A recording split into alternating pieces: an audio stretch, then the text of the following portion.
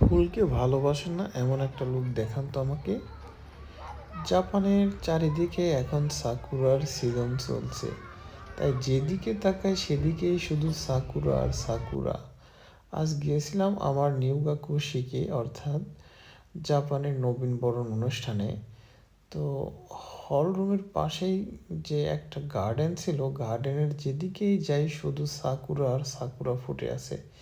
দেখে অনেক ভালো লাগতেছিল, তাই আপনাদের সাথে শেয়ার করার জন্য মোবাইলটা বের করে সঙ্গে সঙ্গে ফুলগুলোর পিকচারটা নিয়ে নিলাম। তো দেখুন ফুলগুলোর পরাগায়ন কত সুন্দর দেখতে। সত্যি এখানে আরেকটা জিনিস, কিন্তু এই ফুলগুলো ফোটে দেখি মৌমাছি দেখতে পাই না। কিন্তু কেন জানি মৌমাছি দেখতে পাই না, আমার কাছে একটা ভাবার বিষয়।